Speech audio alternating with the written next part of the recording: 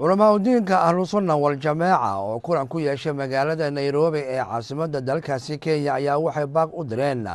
beelaha walaalaha ee ku dagaalamaya qaar ka mid ah deegaanada hoos yimaada maamul goboleedyada Galmudug iyo Hirshabelle. Warkaas Nairobi waxa inooga soo diray Sadex Cabdi Tahriin. kulankan oo ay soo qaban qaabiyeen culimada diinka ee Ahlusunna wal Jamaaca ee xaafadda Islii ee magaalada Nairobi waxay kaga hadleen arrimo dhowr oo ay ka mid tahay fidinta diinta Islaamka ee deegaanada Soomaalida gaar ahaan dawlad deegaanka iyo dagaal bileedyo ka socda deegaanada ka tirsan maamul goboleedka Galmudug iyo Hirshabelle. qaar ka mid ah culimada diinka madasha kulanka ka hadlay ayaa culimada ku dhaqan dawlad deegaanka ugu baaqay fidinta diinta Islaamka iyo ka wacyigelinta bulshada fikirka Shiicada iyo xagjirnimada waxaana kaloo ay ku baaqeen in la joojiyo dagaalka ka socda dalka Soomaaliya. waxa weeye ilaahay wuxuu leeyahay fidna iska ilaaliya kuwa dulmiga wadaan ku ekaanaynin yani markaa si caam ah iyo khaas ah idin gaaraysa xageen isugu imaanaa marka ayadan xageen isugu imaanaa wax kale haba sheegi marka dad aan aad u kala fognahay barakallahu fiikum dad isu doonna qaadaba ma ah marka ninka quraanka kariimka inuu muharraf yahay oo quraanka maxfuud xaq ilaahay uu san ka ahayn aaminsan waxa muslim ma dhihi karnaa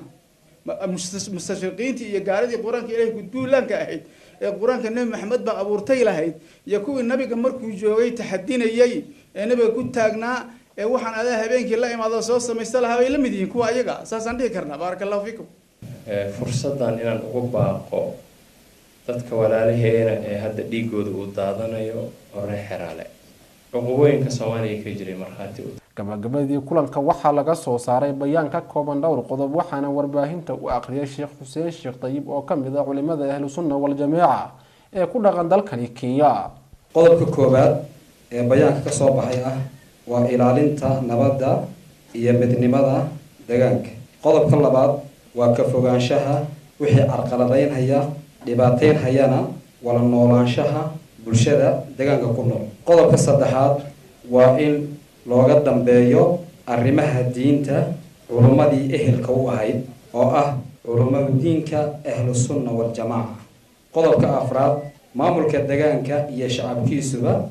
waa inay ka hortagaan afkaarta qaldan ee xagjirka ah